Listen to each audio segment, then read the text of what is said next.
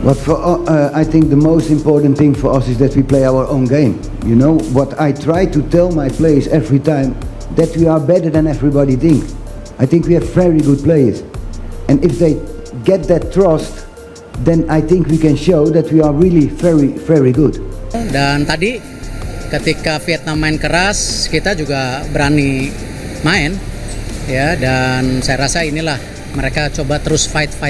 Ya memang kalau dibilang apakah ini tim terbaik, ya tidak. Karena kita kehilangan 2 pemain inti.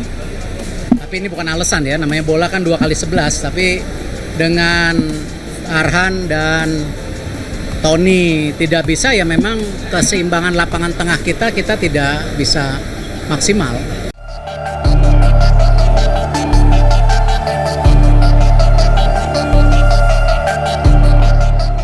Harapan besar bangsa Indonesia untuk melihat timnas U23 mengangkat trofi Piala AFF U23 2025 pupus di final.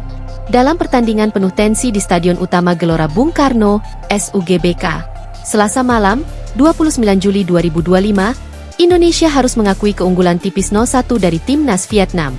Gol tunggal dari Nguyen Tan Binh di menit ke-76 menjadi pembeda yang mengakhiri impian Garuda Muda untuk meraih gelar juara di kandang sendiri. Suasana malam itu di SUGBK terasa sunyi meskipun dipadati ribuan supporter setia. Kekalahan itu jelas menyisakan luka. Namun di tengah kekecewaan, semangat dan kebanggaan justru semakin terasa. Ketua Umum PSSI, Erick Thohir, turun langsung ke lapangan usai peluit panjang berbunyi. Ia memeluk satu persatu pemain muda yang sudah berjuang hingga titik darah penghabisan. "Kalian sudah juara di hati kami," ucap Erick, membuka konferensi pers usai pertandingan. Dalam konferensi pers tersebut, Erick tampil tegar meski raut kecewa jelas terlihat. Ia tidak menyalahkan siapapun, tidak menuding wasit, tidak mencari kambing hitam. Sebaliknya, ia justru hadir sebagai sosok pemimpin sejati.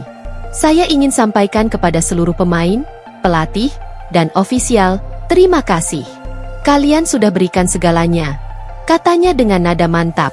Erick menyadari bahwa kekalahan ini terasa menyakitkan, apalagi terjadi di kandang sendiri dengan atmosfer luar biasa yang diciptakan para supporter. Namun baginya, sepak bola bukan semata soal hasil. Ini soal proses, tentang bagaimana mental para pemain ditempa dari satu laga ke laga lainnya. "Kekalahan ini bukan akhir, tapi awal dari masa depan yang lebih cerah," ujarnya. Timnas U23 Indonesia tampil memukau sepanjang turnamen. Meski mengawali fase grup dengan hasil imbang tanpa gol melawan Malaysia, Garuda Muda bangkit dan menghajar Timor Leste 4-1. Mereka lalu menyingkirkan Thailand lewat adu penalti dramatis di semifinal. Momen yang memompa semangat seluruh rakyat Indonesia. "Saya mengikuti perjalanan tim ini sejak awal," ungkap Erick. "Saya tahu bagaimana mereka latihan pagi dan sore, bagaimana mereka saling bantu di luar lapangan. Ini tim yang solid. Dan tim solid seperti ini tidak akan berhenti hanya karena satu kekalahan." Namun perjalanan menuju final tidak sepenuhnya bebas dari kontroversi. Dalam laga final, penggunaan teknologi Video Assistant Referee, VAR, menjadi sorotan tajam.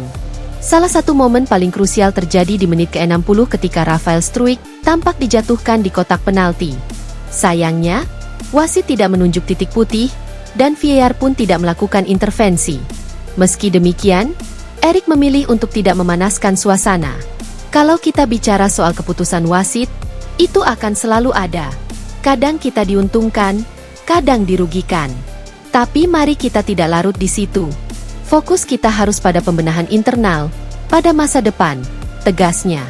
Selepas pertandingan, Erick menyempatkan diri masuk ke ruang ganti. Di sana, di hadapan para pemain yang tertunduk lesu, ia memberikan pidato yang menyentuh. "Jangan menunduk. Kalian bukan pecundang. Kalian sudah berikan semuanya. Tidak semua orang bisa seperti kalian, berjuang membawa nama bangsa," ucapnya penuh haru. Menurut staf media PSSI, beberapa pemain tampak menitikkan air mata saat Erick berbicara. Marcelino Ferdinand, yang menjadi motor serangan tim selama turnamen, tampak sangat terpukul. Namun Erick sabar memeluk dan menguatkan satu persatu pemain, memberikan dukungan moral yang sangat berarti. Tak hanya pemain, pelatih kepala Gerald Vandenburg juga mendapat apresiasi tinggi.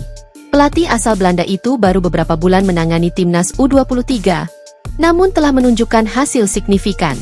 Coach Van den Burg sudah lakukan pekerjaan luar biasa. Dalam waktu singkat dia bisa bentuk tim yang solid, kompak, dan berani. Kita butuh pelatih seperti ini untuk masa depan, kata Erik. Ia juga memastikan bahwa PSSI akan terus mendukung proyek jangka panjang yang dibangun Van den Burg, termasuk pembinaan usia muda.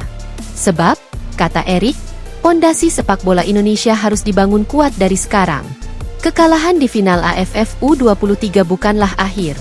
Timnas U23 masih memiliki agenda penting lainnya seperti kualifikasi Piala Asia U23 dan SEA Games 2025. Erik memastikan PSSI telah menyiapkan program jangka panjang untuk mendukung para pemain muda. Kita tidak akan mundur. Justru ini pemicu. Kita akan persiapkan tim ini lebih matang. Kita akan tingkatkan kualitas liga, infrastruktur, pelatih lokal, semuanya. Karena ujungnya, kita ingin Indonesia punya fondasi sepak bola yang kuat, tegasnya. Usai pertandingan, dukungan dari publik membanjiri media sosial. Tagar Garuda Muda Tetap Bangga sempat menempati trending nomor 1 di platform X, sebelumnya Twitter.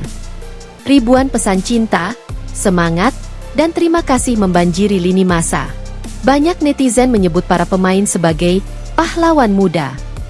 Mereka bukan sekadar atlet, tetapi simbol perjuangan, semangat, dan masa depan bangsa.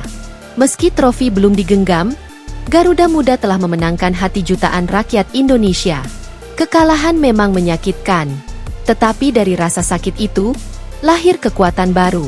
Timnas Indonesia U23 mungkin gagal mengangkat trofi Piala AFF U23 2025, namun mereka telah mempersembahkan perjalanan penuh semangat, dedikasi, dan keberanian. Seperti yang dikatakan Erick Thohir, jangan menunduk, kalian masa depan bangsa. Kini, Garuda Muda bersiap untuk langkah selanjutnya. Dan seluruh Indonesia akan terus berdiri di belakang mereka.